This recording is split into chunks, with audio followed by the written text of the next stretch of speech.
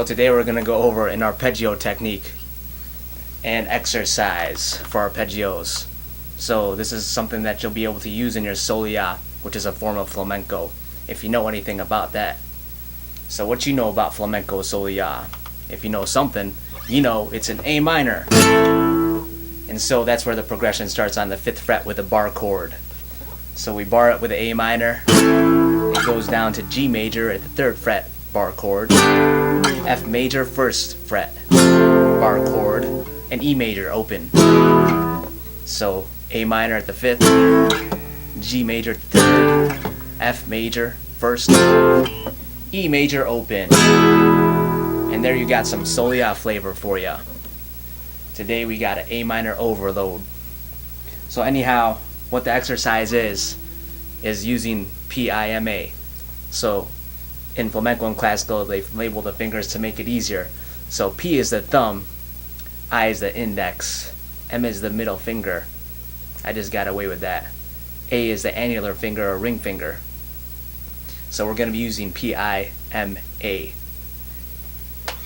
And what you do in this exercise is you use P on the 6th string. That's where we start. 6th string, for you that don't know, is the low E, closest towards you.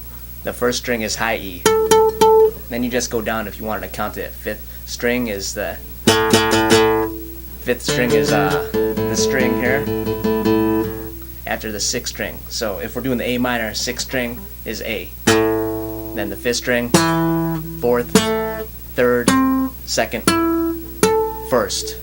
So 6 starts at the top and it goes down when we're explaining things. So we start on the 6th string with the thumb, and then we go hit and pull up with the I, and then we pull up with the middle, A, and we go back with M, and then I. So that's the full arpeggio.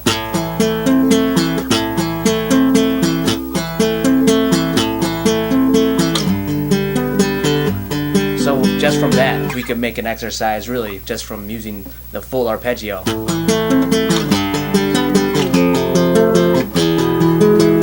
But what we're going to do is actually add on another couple arpeggios.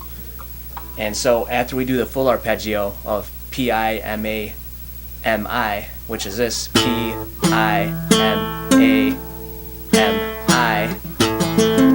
we're going to go down to the 2nd string and the 1st string. So let's go over the first part again. PIMI. So we hit with the thumb, up with the index, middle finger, annular ring finger, middle, I. So PIMA, MI.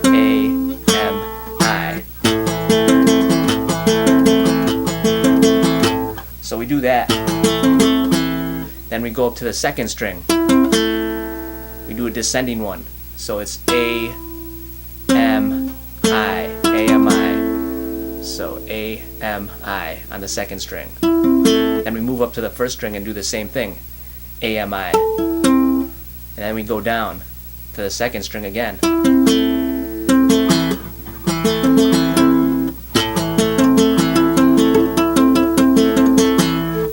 So after we go up,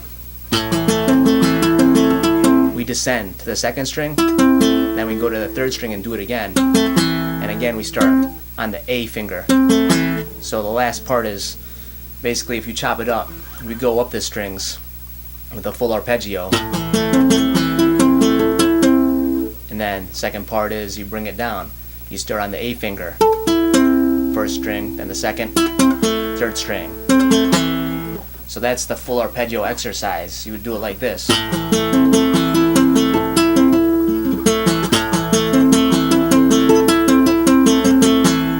And then you would go down the strings in accordance.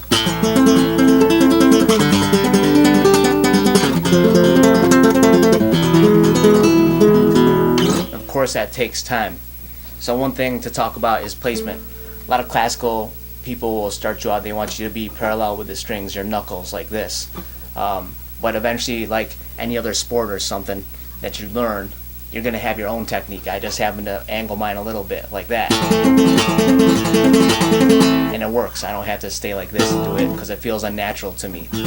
So at first, try to do it as close as you can to parallel, but you're going to flip into your own style eventually. and that's fine.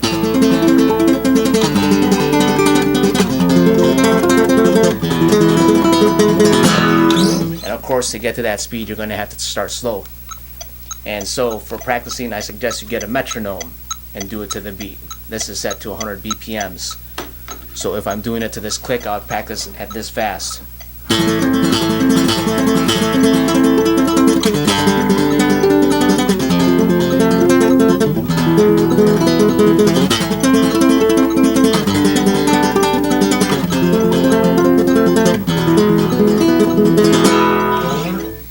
And then if you want to really practice it for real, like how a weightlifter would do it or any other sport, you do more sets of it.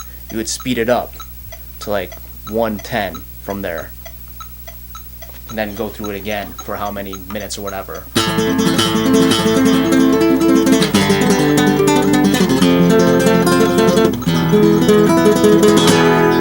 Then you speed it up to 120, and so on and so forth. Like I used to get really fast. I could get it to like 180 basically before. And when I was doing that, I practiced with this in the strings actually here to mute them, and I'd watch TV. So then I'd be sitting there for hours just practicing the exercises, sometimes to the metronome, sometimes not.